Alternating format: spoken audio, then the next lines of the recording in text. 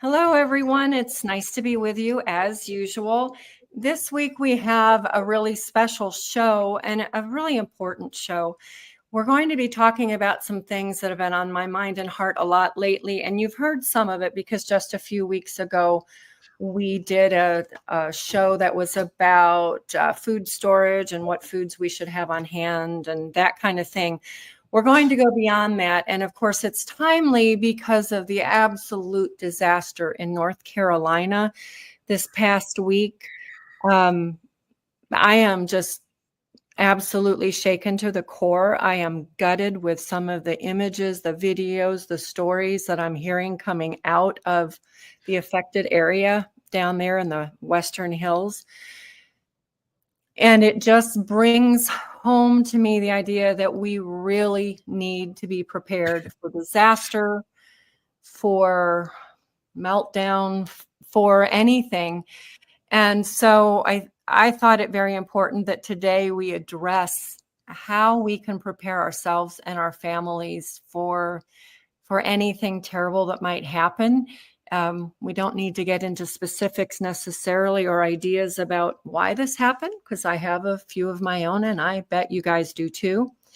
But we're going to get started first by introducing our guests. First of all, we have Dunn.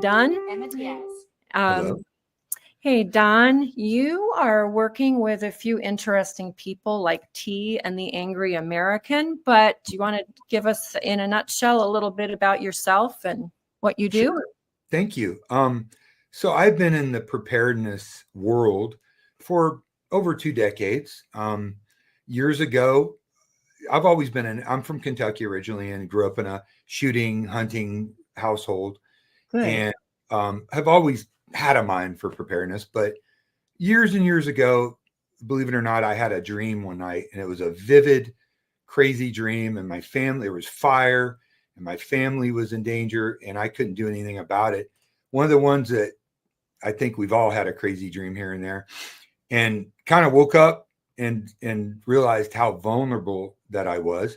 So I sat out on this journey of preparedness, and like most people, I immediately went to guns and tactical gear, and I started going to different preparedness groups and meeting people who I'm still very good friends. Many of them I'm very good friends with, and through that process, ma'am, I really began to realize that food, because I started reading a history of crises throughout the years, and I met some very wise people and understood that food is the hardest to get resource in any crisis, and that how woefully unprepared people are on the food part.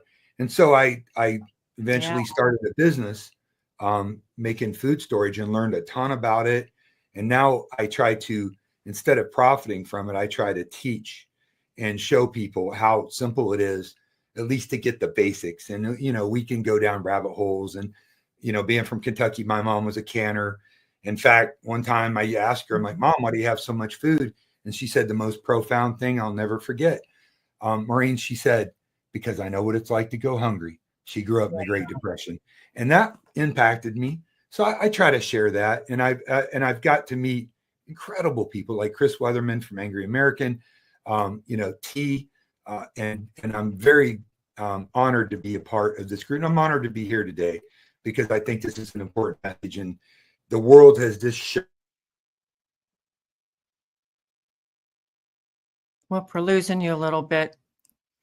You froze. So hopefully there you go. You're back. Or no, that's Robert. Okay. Nope, that was me. Okay. We're going to shift. Hopefully Don will thaw momentarily. Right. But we'll go ahead and shift to you, Robert Toombs of Mountain Readiness. That's how I know you. And was pleased to meet you and be part of your event last spring. And I'm excited to be part of the one coming up in just 2 more weeks. So tell us a little bit about yourself. Absolutely. Well, again, thank you, Maureen. It's always a pleasure to get to talk with you and share with important things like this, because just like Donnie was saying, food, everybody focuses on clean water, and that's super important. But at the same time, this crisis, this disaster that we're experiencing is we've got tons of water. It's everywhere. But food is one of those items that is super hard to get. But my background, I grew up in preparedness. My father went off grid before I was born. So I was raised for the first 15 years of my life, no electricity, no running water. We lived out in the middle of nowhere, pipe sunlight in, cook on campfires, do all the things. That was a normal way of life. And as at 15, I left home and started traveling around in the construction business. Lived in some very large cities, Fort Wayne, Indiana, Detroit, Chicago. There's Donnie. There My he is. internet He's died. back. It's hit and miss all over the place. Sorry about that. No, you're good. I just said the most profound thing in my entire life, and we missed it. Go ahead. Oh, you can say it again. I forgot. Go ahead and say it, Donnie. Finish it out. No, I forgot. You have a notepad and a pen beside you. If it comes to your mind, just jot it down and we'll come back to it. Yeah. But Rob, I knew your story, and I don't know anybody who's more qualified to talk about how to survive without electric and running water and all of that than you, because friends, he's not just talking like they went camping a lot. No.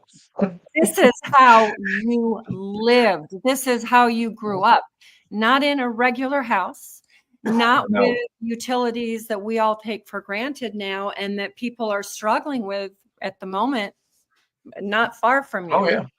Yeah. Oh, yeah. This is, the way we lived. And I mean, a lot of people looked at us as, we lost our minds. And it was pretty crazy, to say the least. But, we lived in a tent. I remember a family of 5. I have a younger brother and sister. We lived in a tent in Ellington, Missouri, the Ozarks, up on a hill for over a year. This was a 4-person military canvas tent with 5 people. We actually had a tornado touch down about a half mile or so away and go past us. If you think being in a trailer is bad with a tornado, try a tent. Normal things like that. We had once we had our camp in Arkansas, outside of Bruno Pyatt, Arkansas. That our camp was swept down river. Everything we owned, essentially, what's happened around us currently. Little creek that we were camped next to ended up flooding overnight and turning into a huge river, and took all of our belongings down that river, and most of them were lost to never be seen again. So, growing up like that, it was kind of a normal thing, what people would consider not so normal now. But at the same time, being exposed to that type of lifestyle prepares you for worst case scenarios like we've experienced around here in northwestern North Carolina. And it's bad, but oh my goodness. When I said I'm gutted, I really mean it. It's hard to find the words to describe. There are no words. Yeah. It's an absolute and I'm sure, all of us here and the people out watching this, everybody knows somebody. And I know several people that are just devastated. I mean, and some I can't reach, and my heart goes out to them. And I've been praying and praying and praying and praying. Yeah. Wow. Well, and Donnie, before your internet went out, you were talking about that your mom had grown up in the Depression. Yep. Yes, ma'am. Mm-hmm. If maybe that will lead you back to remember that. Sure. So she did, and she was a canner and stored. I mean, very practical, old school Kentucky woman, wonderful, tough as nails. And I carried those things forward. And as I got more and more into preparedness and I met more people, and I got to be friends with some LDS people who kind of wrote the book on food storage and really very accepting, wonderful people, kind of helped me with the food storage and just studying different things. And it's become a passion project for me. Because I want people talk about all kinds of wealth, monetary wealth, wealth of family, wealth of love, and my favorite, spiritual wealth. But really having food and enough food stored and maybe in different locations is true wealth. And meaning no matter what happens in the world, most likely the ability to feed your family, help your neighbors is Yeah. very important. It's a very powerful thing. And I had this incredible sense of well-being. The first round of food that I did with my system years ago, I just looked at it for a while, Maureen, and I just, it was really, and I want other people to have that feeling, because it's not rocket surgery. There's all kinds of ways to do it as you get into canning. You get in, being from Kentucky, we ate a lot of cured meat, a lot of country ham and salt. Really trying to learn in warmer climates of the South how to store proteins like meat, which is really very difficult in some areas.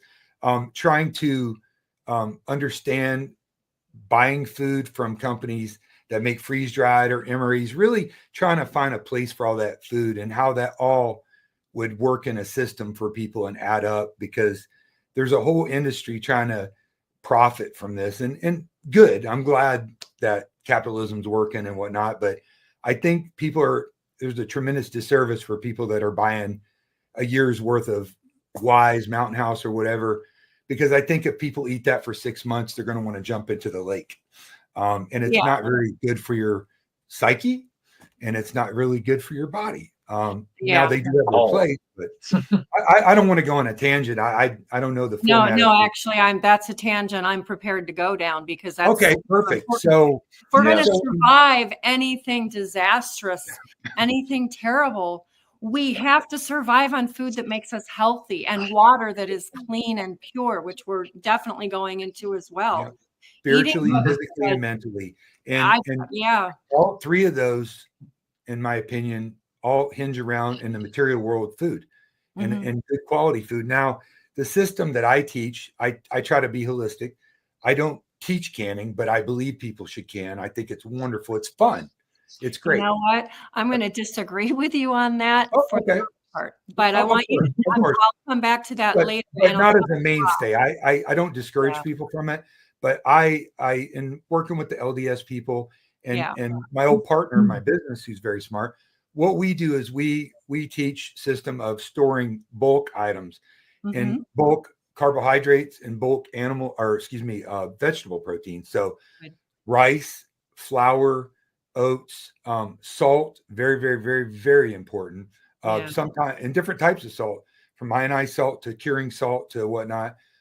Even pasta a little bit as a mental boost, like nothing would be better in a crisis than a bowl of spaghetti, for the children and the people around. But really, beans and rice, and I hate to dumb it down like that, but most of the world lives on beans and rice, legumes, beans and rice. So having this as a base, and then you can supplement it with number 10 cans and fruits and various things that are out there. But having that as a base will allow you to create menus and to add things like vegetables. It allow you to add things like small game or big game. It's a stopgap. Now, we all know in a long-term crisis, you need to be able to provide your own food, livestock, chickens. I'm big on rabbits. I'm big on gardening, but you need that stopgap. So, nobody wants to eat beans and rice every day for 2 years, but it gives people options. And I'm all about options in a way that stores food for an almost indefinite amount of time if stored properly. And it's just a safety net to get you from A to B. And that's kind of what I teach in my classes, how important it is, because everybody wants to focus on flashlights and guns and tactical gear and all the cool stuff. They're important too. Yeah. But you can't. Absolutely. And I'm a firearms instructor, and I work with some of the best instructors on earth. But the ability to defend it, but having that base and storage of food, to me, is very important. And that's what I try to show people, whether they decide to go down that road or not, really. But for just a few dollars compared to buying pre-made food, you can store literally tons. I have about 2.5 to 3 tons of food stored, spread out in different locations, because I've been doing it for a while. And recently, a couple years ago, I did a video with the tactical rifleman, who's a big YouTube guy, Green Beret. I don't know if you know Carl or not. Wonderful, wonderful guy. And we did a video with my system on there, and it was hugely popular. And it even caused him to go store more food. And we talked about, You don't need 37 guns, but you need a couple guns, and you need food, and you need shelter. So that's my little piece of the puzzle. Calorie content, I try to break down calories. I don't think, including the LDS people, I don't think 2,500 is enough. You survive on it, but I think people should have a little more than 2,500, because you're working hard, you're scared, you're sweating, hours and hours of boredom or hard work, and then it's nice to have a good amount of caloric intake. But we need not just that. Yeah. Now we're going to come back to the food stuff a little bit more in depth, and I don't want to disagree with you on everything. I do want to say rice and beans are high carb. They actually aren't that great on protein, because your body has to be able to combine the amino acids, and they're not in the right ratios to create a lot of protein. And so people in the world who survive on that it's not a traditional way of survival. It's more of a modern day survival. But there are some other ways that we'll talk about, and some other things like this that I have right here that I just finished a little while ago, which that's enough to make, we'll come back to it. Anyway. Listen, I always want to learn, because when you stop learning, I want to learn too. That's why we do these things. I don't know everything. I am always learning, always love to learn. I do not think canning is the thing we should be counting on at all. But you said something else that I really liked, because I had written it down as a note that I wanted to talk about, and that is storing food in different locations. Because if you just think about, I'll put this image up here. Yeah. You look at that. I mean, that's just one of many from the last 6 days. And, houses and campers and everything are being obliterated. If you're storing all of your food in that kind of an environment in home, then you've just lost it. You've just lost it all. And so I really want to hear what suggestions you have about not how to prepare food for storage, but what are some ideas about how we can store it? And that's a great point. So I agree with you on the beans and rice. It's not something that I eat every day, even though my girlfriend's Japanese. We do eat our share of rice. I understand that rice is a relatively empty carbohydrate. And I understand that beans have to be prepared properly, and they're not a perfect thing. They're really not. Even though they call beans or rice a perfect protein, they're not. But as far as the ability to store bulk amounts of food, and really my systems and I always encourage people to get much deeper into it. It's a quick way to at least have calories that aren't pre-processed, survival food, soy, and all kinds of things in them. And I think, and I always recommend them as a base. You add things to them. And it's a way to store a lot of calories that people need. With the system that I do, you can improve on that anyway by some of the things that I'll recommend that you can add to the rice and beans, or cook your rice and beans with, that will make it both tastier and more nutritious. Yeah, there is ways to prepare rice to mitigate some of the negatives of it, but some people just don't dive that deep into it. And I'm trying to present a way to at least have this, have this base, but also grow a garden, have herbs. If you can have chickens. Jump in on that, Donnie. Let me say, I would say one thing that I agree with Donnie is, first off, rice and beans and peanut butter and things like this. Is it good for you? No, it's not. In the grand scheme of things, it's not the greatest thing to have. But at the same time, when you take in consideration, let's say you're just now starting your preparedness journey, and you're like, I only have so much in my budget. Where do I start? And so, great place to start. That there, where I agree with Donnie on that is that if you only have a few dollars a week to put into preps, rice and beans and peanut butter is better than starving, because I Oh, yeah. can tell you the longest we ever went was 7 days without food. And at 7 days, I will tell you, your body starts doing some very bad things. Mentally, it puts you in such a horrible place. That's all you think about.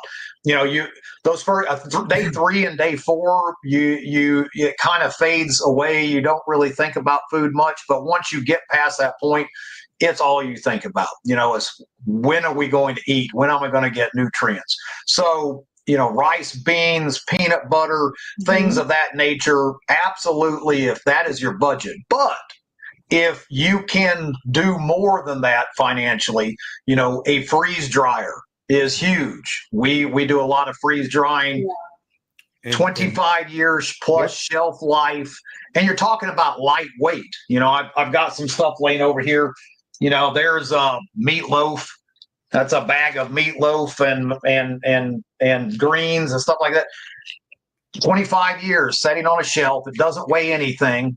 And, of course, if you have to pack to somewhere, like a lot of these people in Asheville, Ashe County, Boone, they've been cut off from the world. We actually, we were trekking in to find a friend of ours' aunt just a couple of days ago. Thank God they found her, but the roads into her area, we were talking to the emergency workers and the power companies, and they're saying that some of these areas are so bad that they will not be able to restore power and roads for years. All right, we're talking about years before you can get civilization back to these areas. Not to be gruesome, but in Asheville, most of that area, no one has any communication with anybody in a lot of these places yet. They're pulling bodies out of trees 40, 50, 60 feet in the air that are just hanging there. There's bodies. I mean, it's a horrible graphic thing, but at the same time, I really want to push people to think about if you are not preparing on some level at this point, I hope that this right here prompts you to start doing something. Start out small. If all you can do rice and beans, that's fine. If you can do more, start moving. But this proves that even in these mountainous areas, I just watched a video of a landslide that took out half of the road on I-40. I just posted it on Mountain Readiness. I couldn't believe it. I drove that area of road. I can't even count how many times. And it just out of nowhere, the people were videotaping out of their back window, and it just obliterated everyone on the road, took out the road, just huge rocks. No one in these mountainous areas ever thought that they would have to worry about flooding like this. Yeah. And it goes to show you preparedness. You have to, if you are not preparing, there's something wrong with you at this point. Yeah. Whether it be civil unrest, natural disaster, whatever it may be. But whatever level it is, guys, this is hard proof that it can happen. You may not think it can. You should be preparing for it no matter what. On social media the other day, somebody was talking about the disaster, and I said, hey, I guess those preppers aren't so crazy after all. And a lady said, well, what good are the rice and beans and bullets to you if your home is blown away? And that wasn't a negative comment, because I agree. Yeah. So in my preparedness journey, and we'll dive more back into the food, because I'm big on freeze drying too, as a next step. But spread your stuff out. I keep my food. I keep food at my house, a certain amount, because unless it's a really bad disaster, and I live in Florida where they have hurricanes, I might have to stay here. And then I have food at alternate locations. And the way that I teach with the 5-gallon buckets and the Mylar bags and food grade diatomaceous earth, it almost armor plates your food. So that gives you options on, you can store it in a barn. I have some stored in a hot trailer. I've had it in hot garages. You can bury it if you need to. So caching and moving your food around in case you have to leave is hugely important. But again, that comes with having enough to be able to do that. if you have everything in a bunker and think you're safe, this just taught a valuable lesson. Who would have thought in the North Carolina mountains that they would have Central American style mudslides? Because that's what it is. But I agree with you. And the bulk food stored kind of securely, where it can be in the heat, it can be in the humidity. It's got multiple layers. It's got the plastic, it's got the mylar, and then inside of it, we always use food grade diatomaceous earth that we mix with it in case any kind of critters are born, or there's a little oxygen or moisture that gets into it.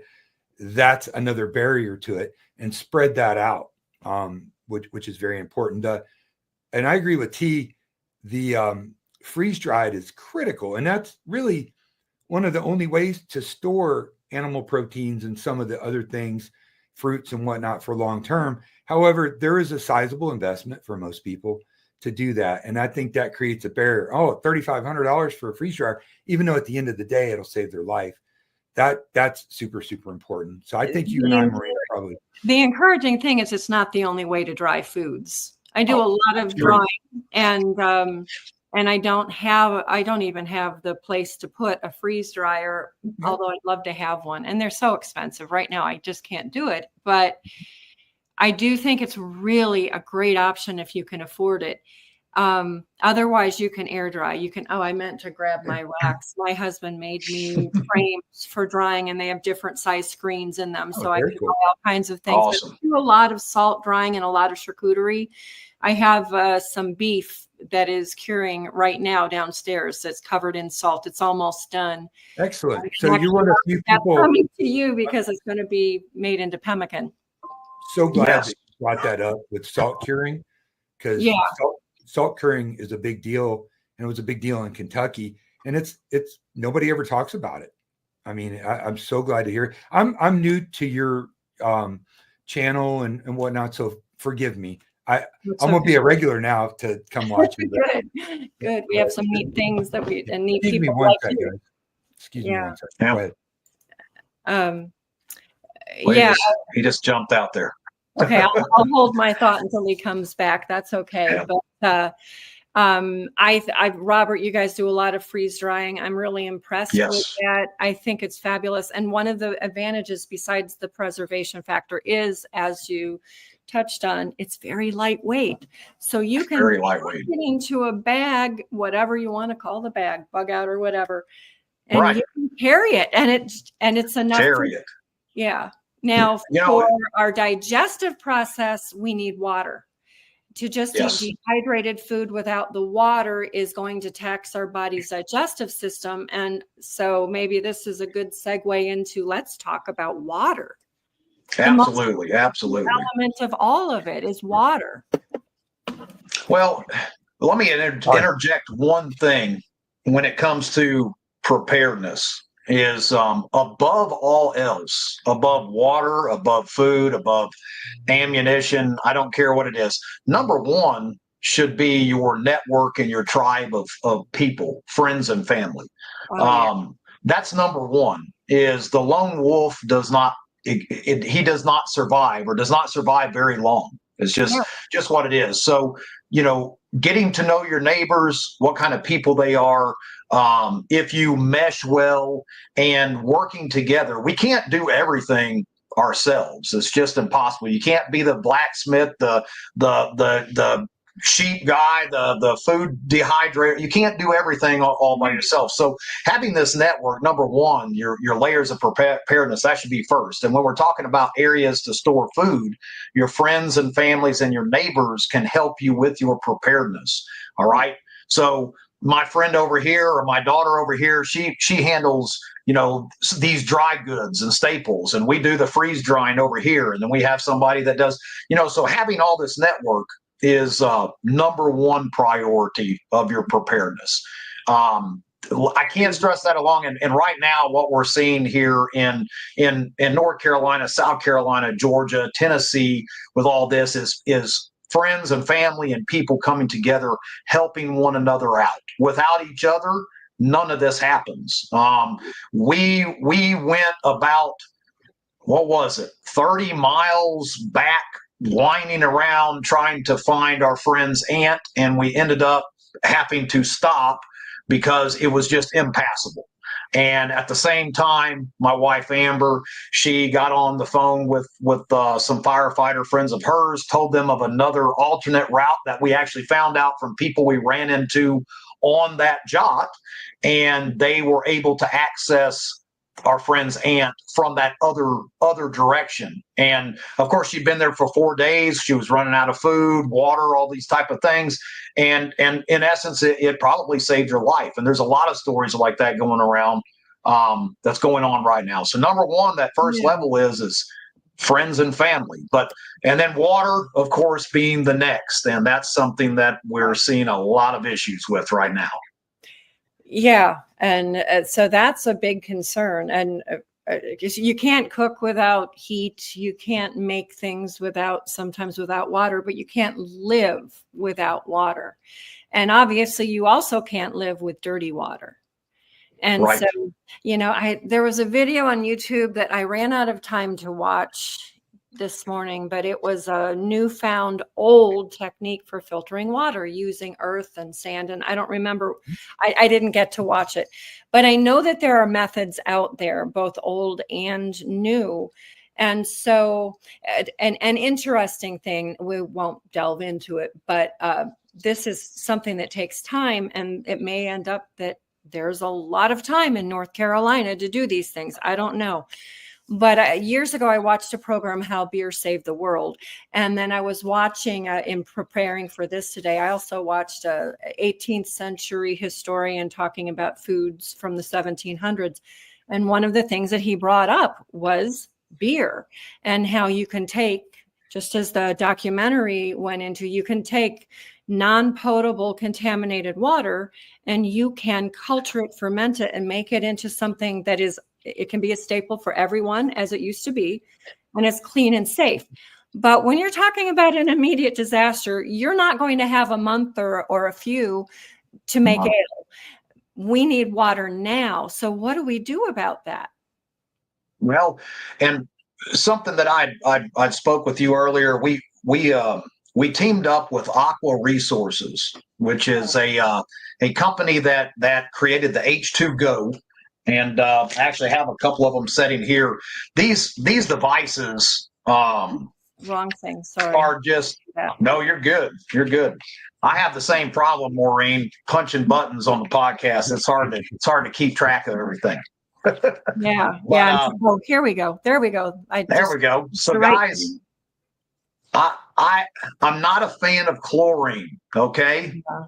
Okay. I'm just not. It doesn't smell good. It doesn't taste good. But at the same time, we come back to it is with rice and beans. Is it better than dying? Yes, it is. Yes. So this particular device has been around for 10 years. The inventor, there's over 100,000 of these that has been distributed in Africa, Haiti, all throughout these third world countries.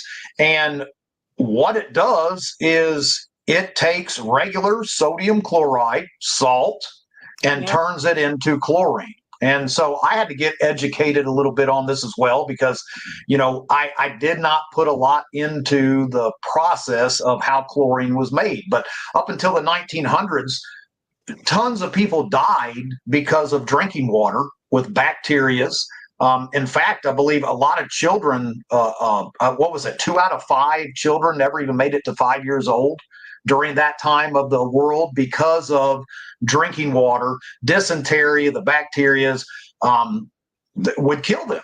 And so when you're talking about what we've experienced here in this area, the contamination of the water is insane. You're talking about flooding that is all over. It's covered everything. You've got bacteria in the water. You've got it's not drinkable. So this your little device right here, I mean, it's the palm of your hand is how big it is. It has 2 little storage spots in the top to put the amount of salt that you need.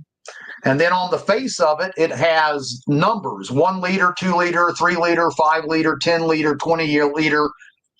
And it's as simple as putting the salt into this system with the a mixing. It's got a little mixing bottle, gives you the ratios on it of how much to put in, and then you hit the button of the amount of liters that you want. You can produce up to 20 liters of drinkable water in one shot with this little device. It has a 10-year shelf life. They tested it for 10 years. And they actually tested the battery charge, and it lasted at almost 100% for 3 years. It also has a solar-powered cell on the back, and you literally, it's drinkable water from salt in the palm of your hand. And one of the biggest things of preps that I think people should have on hand is salt, because of trace minerals. True story. A couple weeks ago, I've got horrible hearing. I'm sure Donnie does too, from firearms and stupidity. And I have some tinnitus, and now and again it will just start ringing in my ear. My left ear was just, I couldn't hear anything ringing. And I realized I hadn't been drinking my salt water in the mornings. Every morning I take sea salt, Celtic salt, and I stick it under my tongue and drink. I did that, and in 2 minutes, my ear opened up and the ringing went away. Just that quick. 2 minutes, Celtic sea salt, gone. So preparedness-wise, salt should be a huge part of your prep, which I carry with me everywhere. Of my list, salt and water, and not the iodized table salt. And Don, you mentioned different types of salt. I would just say different types of salt, but not the refined salt ever. Just as we're saying with the it's for flavor. It's really for flavor, and I agree with you 100%. So I read a book in high school many years ago, and it was a kind of the first of the post-apocalyptic. It was called Alas Babylon, and it was written in the 50s, and it was about nuclear attack, and it actually took place not far from me in Central Florida. And one of the things that they talked about was salt and how important it was. And that always stuck in my mind. So as I progressed in this and started moving forward and learning more, I always try to make multiple types of salt very, very important, because it's a key mineral that we just don't get a lot of in nature, depending on where you're at. And it's super critical to hydrating your body. I mean, like T said, I'm going to try that with the Celtic sea salt, because I'm in the audio business in my day job. And a gun guy, competition shooter my whole life. So I've got just a wee bit of tinnitus myself. And I'm going to try that. So many things. I want to throw this to you, Donnie. Think about this as well for all you medical people out there. And I was actually reading about this when it comes to how important salt is. It's not just about curing and minerals and stuff like that. So if you are having a stroke or a heart attack, what is the first thing that the medical industry does when you go into that ambulance? They hit you with a flush of saline solution. All right. They pump you full of salt water to bring your blood pressure down. End of story. That salt, that ended it for me right there of any discussion. The industry, the medical industry has told people don't use salt. And of course, refined salt, don't touch it. But Celtic sea salt with all those trace minerals, don't use it. It's bad for you. Then why are we pushing saline solution with heart attacks and strokes? Because it lowers blood pressure. The end. And it supplies the minerals that your body needs for your heart to function.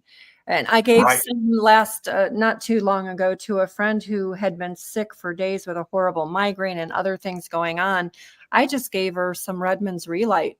And within 10 minutes, after 6 days of intense migraine, she was miserable. Within 10 minutes, migraine gone. She got up walking around feeling okay. So same if you look right there, that's Relight right here. Yep. Some of the preps in the back behind me there, but that there should be one of your first preps that you throw into your bag. If you're going for a hike, I carry Redmond salt in my car. I've got my little Celtic sea salt there. I'm not just plugging Redmond because we're affiliates. We're affiliates of people that we actually use the product and we believe in. Redmond does a great job. They've got great products. Yeah. Yeah. So I drink a concoction almost daily, and I'd lovingly call it my hot dog water, where I take Himalayan sea salt and mix it with water with a little bit of Morton's no salt, which is really potassium. And I put a little bit of that in, and I'm telling you, that will pop. It really helps. I should take it every day. I do apple cider vinegar, whether it helps or not. You know, I know I was going to ask you, Maureen, what your thoughts are on that, but you know, that's super important, and I'm so glad you brought that up. You're absolutely right. Yeah, salt is super critical. It is literally like number 2 on my list, right up there with water. And of course, I don't even think we need to talk that much because people know we need to have an alternative source of fuel, if at all possible. Yes. We need to make sure we have a backup, containers of fuel. We have a generator. If we had a landslide, the generator would be of no use to us, however. But we have actually 2 generators, and we keep the containers, of backup fuel.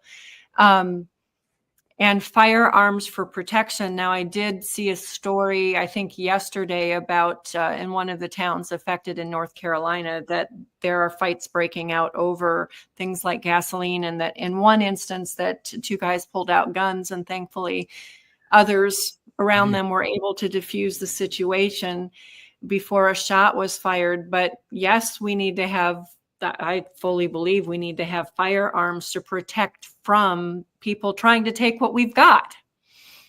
Oh, absolutely. And Maureen, being the rock star that she is, especially last time we were together at Troy's Gate, she can handle herself well. I will attest to this. Thank you. And women are always better shooters than men. As an instructor for many years, I can tell you firsthand that I would rather teach women than men, if possible, all day long. They have this unique skill called listening. I think, and I told Robert this after the Troy's Gate thing a few months ago, that I've replayed scenarios in my mind so many times about what I would do if somebody came to hurt my children, if somebody came to break into my house, mostly hurt my children. So when I did that Troy's Gate thing, that all just came out. And so even though I'd never physically done it before, I was able to do it because I had done it in my head. Well, security, and we don't have to delve down that so deep, but whatever security measure you think that you need for your family, that's your job to take care of that. But let me say this: desperate people do desperate things. The people that you would never think would ever be capable of violent acts, a lot of times are desperate people. Right now, we are looking at desperation of people. These people, when you are faced with starvation, when you are faced with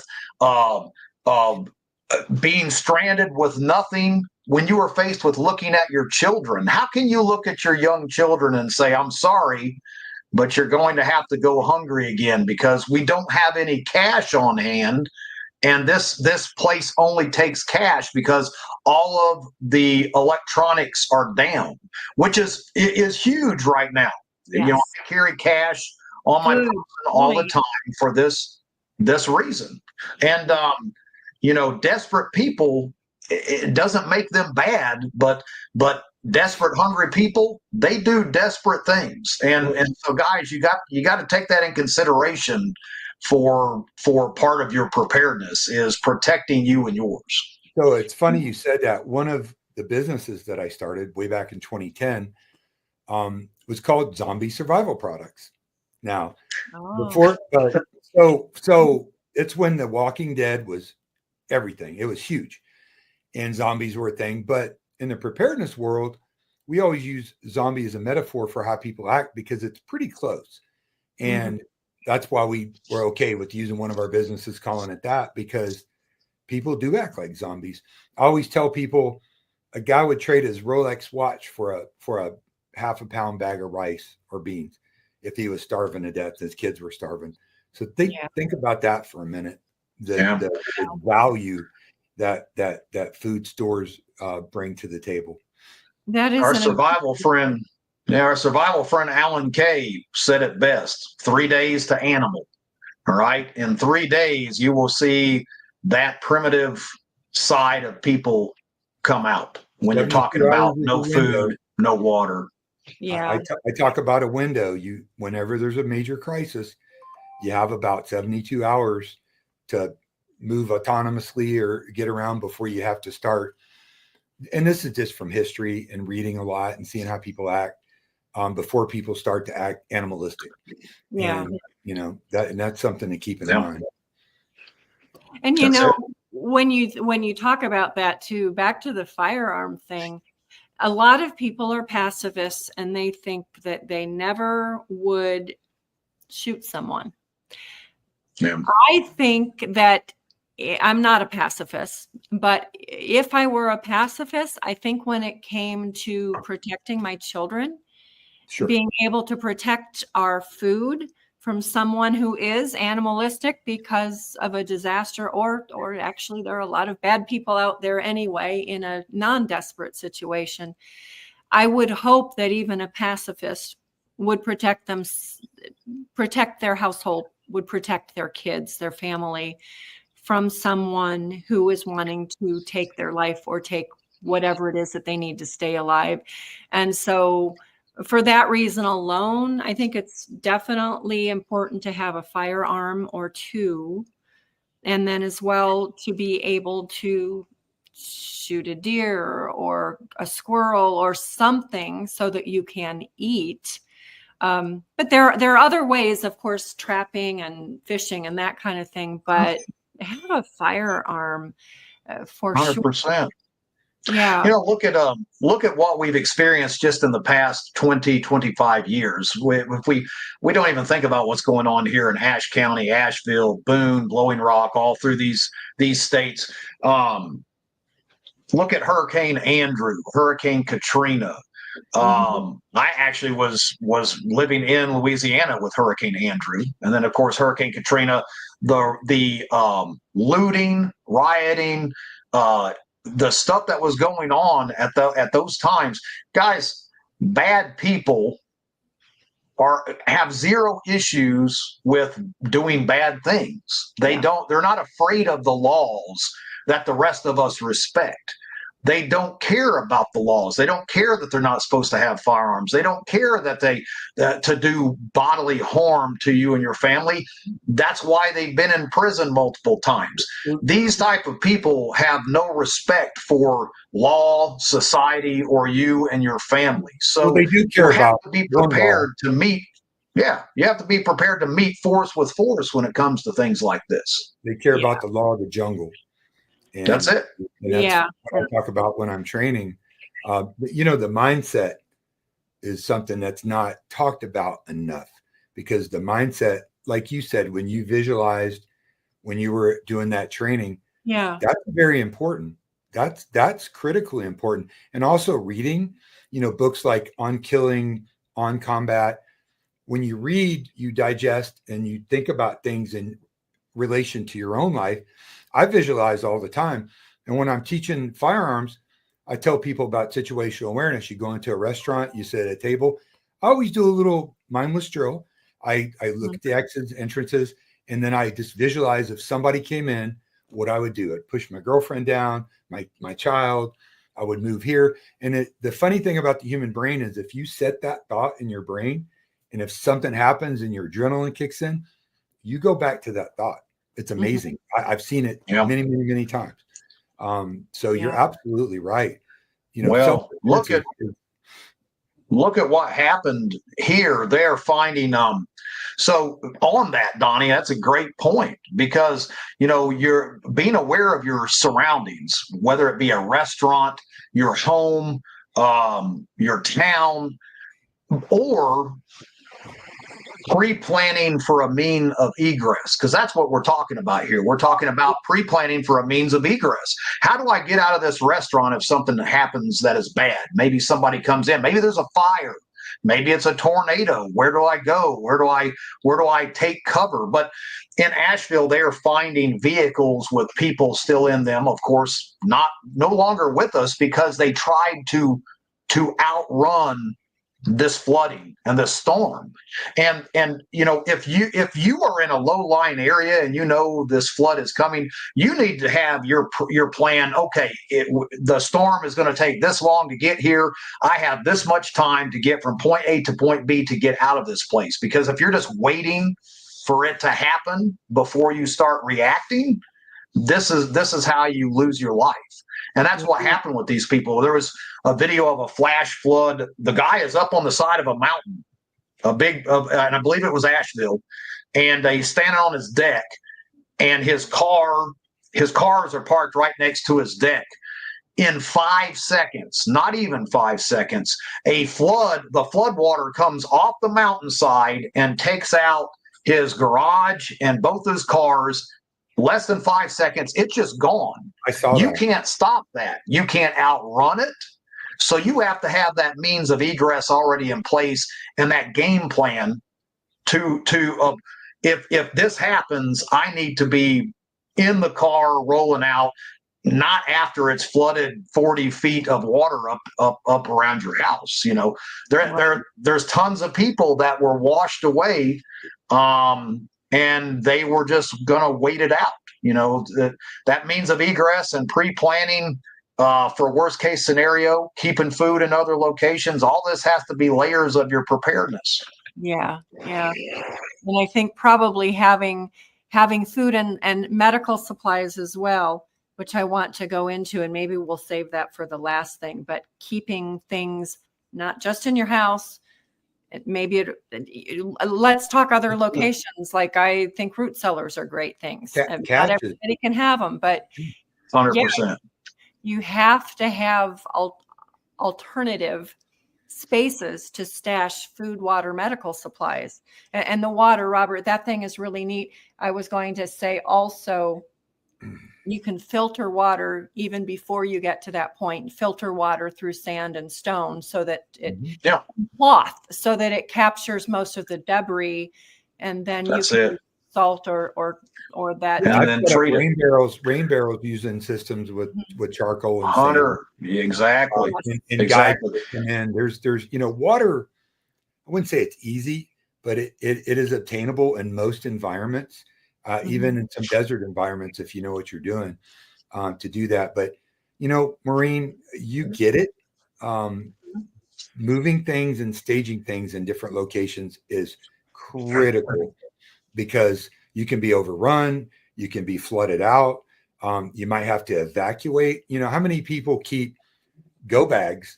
And I hate the whole bag thing, you know what I mean? But it's critical. Like keeping... we used to make last week is a good example. Yeah, we used to sell 3 bags, a walkout bag, a get home bag, and a drive out bag. And it was a big duffel bag full of supplies that you would have there. And if you needed to go like immediately, you could grab it and have the basics, including medical. Yeah. And that's, I think, super critical.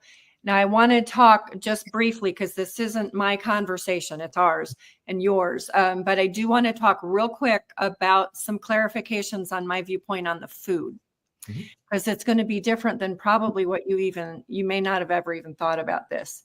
So rice and beans and peanut butter will fill your belly. But because we need to be healthy, we can do things that cost next to nothing or very little, including go buy a chicken and make some broth. And instead of canning it, so this is behind water and salt. My next 2 things, and they're about even, are pemmican, not jerky, but pemmican. And this is about 3 pints of chicken stock, boiled down to the point that it's a 1/4 of a cup, or I guess it's a 1/2 of a cup. A couple of weeks ago, I cooked some down even further, and I fat sealed it with melted ghee. This will feed a family for probably a couple of meals, rehydrated with more water. And if you have pemmican, you can make a stew. You can take a scoop of this, you can break up some pemmican, you can take some hardtack, and you can dip it or crunch it into there, or you can use your rice. But hardtack is super lightweight and calorie dense. I don't think it's what we need for survival. But at the top of my list in terms of foods to prepare, this is something that I do. Don't can it. Takes up too much space and it's too breakable. I dehydrate it. This will keep indefinitely. I fat preserve a lot of things and salt preserve. So old-fashioned charcuterie. You can preserve your meats without refrigeration. You can preserve using salt and spices, and you can also preserve with fat. Duck confit is now kind of looked at as sort of a high-end French food, but it actually was peasant food for centuries. It is delicious and it's nutritious, and the fat seals and stores it. So you can actually carry it. It doesn't need to be refrigerated. And you can put that away. I talked when I did this thing a few weeks ago or last month, I don't know when it was. I talked about the Ralph Moody series, Little Britches, and that I learned about.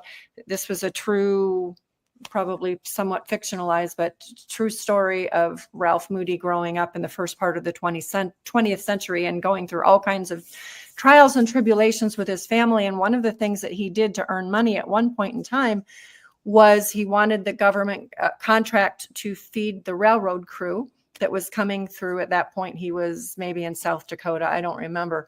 But he made sausage and he packed it in fat.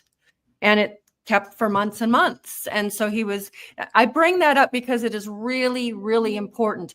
Even if you can't afford expensive meat or you can't grow your own meat, most of us can buy a chicken and we can roast it and we can make a gallon of stock. And we can cook that down to a little bit of nothing and seal it with the schmaltz, the melted fat from the chicken, or with another fat. But that is, to me, a very critical food supply because it not only fills your belly, it nourishes your body and gives you energy. And the fat is super important. That's one of the things with rice and beans. You're just getting carbs. You could add a teaspoon of this to your rice and some fat. I also talk about keeping ghee or lard or tallow and add that to the rice and beans. And then you're going to have a more nutritious meal. By the way, I also add one of the other things on my list is dehydrated vegetables, and especially fermented vegetables. I added some to this. So this I could just rehydrate on its own, and you'd have nourishing, healing chicken stock.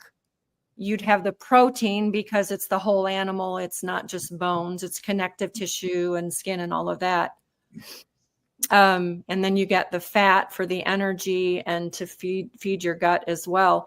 It's just a multitude of things. So what I'm suggesting is adding on to the rice and beans. Rice and beans are heavy. Beans are not as heavy as rice, but they're heavy.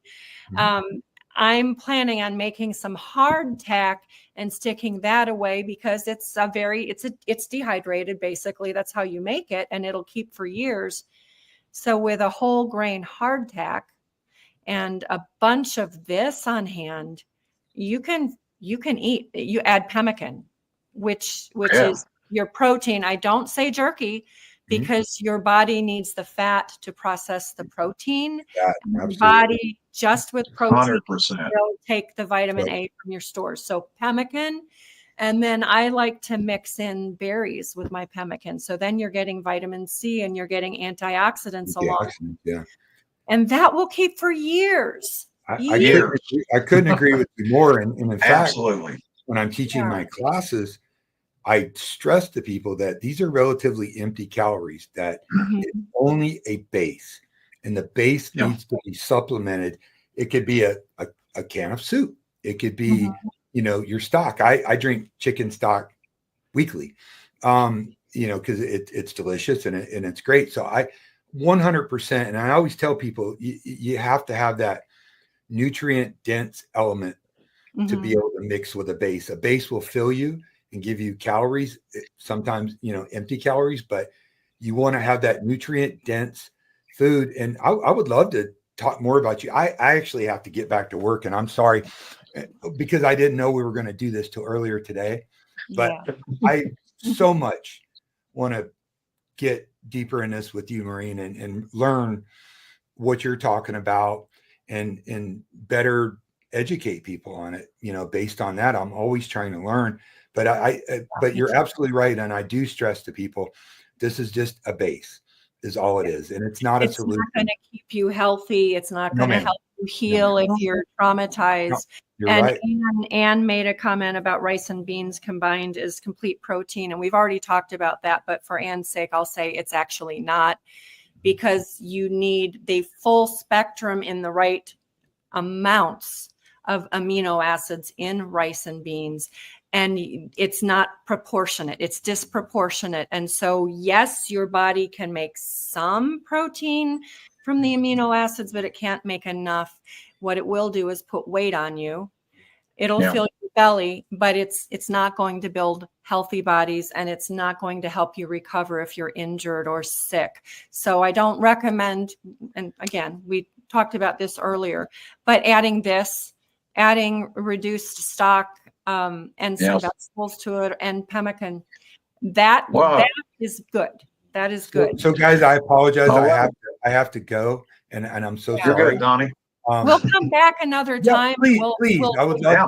I would love to do this because there's more facets to it that I'd like to talk about. And I really feel like we're on the same page on this. yeah, we are. Because We are. I'm not going to get to it because I have to go, but I studied the Seminole Indians and how Yeah. they lived, because Florida is a very difficult environment to store protein Mhm. because of the humidity. Yes. And I learned a lot about that. So we'll pick this up. I'm Yeah. so honored and grateful to be here. And thank you, T. And please, let's talk soon. I'll get your contact info. Yeah, that'll be great. Thanks, Thank you. Donnie. Thank you for so coming much, on. guys. It was we My were trying to honor. get you and weren't sure it was going to happen, but it We'll did. do it soon, very soon. Thank Yeah. you. Thank you, Don. Yeah, and then And I wanted to add too, real quick, is your number one threat is your health, and so I love where you're going. And of course, you're going to be doing a pemmican class at Mountain Readiness coming up here in a couple of weeks. Super excited because we talked about this for quite some time of doing it. But health. If you're healthy and you're in one of these hardcore survival situations, which a lot of these people are, that's part of your long-term sustainability right there. Being in poor shape and poor health, you set yourself up for failure right out of the gate. absolutely. Absolutely, that's true. And we still have things on my list that we haven't talked about, and we're out of time. So I think we'll do a part 2. And if you can Yeah. come back, I do want to talk about medicine. I do. Connie mentions chlorine dioxide. I want to talk about some of those kinds of things that we should have on hand and we should know how to make, and that includes things like alcohol. And I'm not just talking rubbing alcohol. I'm talking alcohol, like grain alcohol or vodka, at least. There's a lot there that we can delve into. I'd love to talk about chlorine dioxide as well, but some other things also. So let's come back and talk again. But for today, we've been on for over an hour, and I think we're going to need to, we're timing out. But we've covered a lot of territory. And we're going to talk about keeping our homeopathic kit on hand as well. Right. So very important. So many layers. So many layers. So maybe we can come back. Robert, you and I can talk. And I also have another person I'd like to bring on to talk about the medicinal aspect to all of this. So if you're game, and I can get my friend on maybe in 2 weeks, because we have an empty spot there. So thank you, Robert, very much for coming on. I really appreciate it. And there's so much more to talk about. And folks, 2 weeks from now, starting Friday, Mountain Readiness is having, I want you to talk about it. You're having another excellent preparedness event. I will be. And Maureen will be there making pemmican and doing some medicinal tinctures.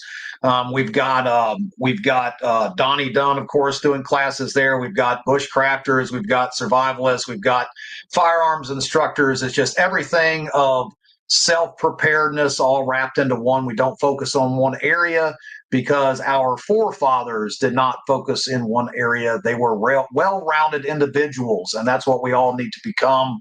Again, follow the footsteps of our forefathers. And community, just like we talked about. Community. So, and you've built a community there, and we need to build community wherever we are. So, yep, we have a link for Mountain Readiness. I guess I'm making breakfast. We have to talk about that later. We have to. Yeah, I need well, I am really looking forward to that. I'm not going to lie. I do enjoy eating. Yep, I do too. I enjoy eating good food. So obviously I'm not a big fan of rice and beans, but I do like it on occasion. No. So, all right. Well, thank you very much, Robert. We're going to go ahead and close for now. Next week, we have Dr. Okay, Aaron, help me if you're there. I can never remember his name, but we have a medical doctor coming on who does telemedicine, and he delves into, he does some alternative pharmaceutical things, which Dr. Brent, I can't pronounce his name, Dr. Brent Agin, I think, Agin, but he has a telewellness business, and there are locations all over the country. We're going to talk about some of the alternative pharmaceutical things that I actually think have merit. You know, I kind of stay away from pharmaceuticals for the most part, but not entirely. So we're going to talk about that with him next week. And then maybe Robert can come back and hopefully a friend of mine, Kaylee, as well, to talk about medicine and having a home apothecary and how we can be prepared also through that. And then we have Mandy Bloom coming on to talk about a very controversial subject. She will be on October 30th. We are going to talk about medical cannabis. So I hope that we'll have a lot of people on for that with open minds. So I'm excited about that program as well.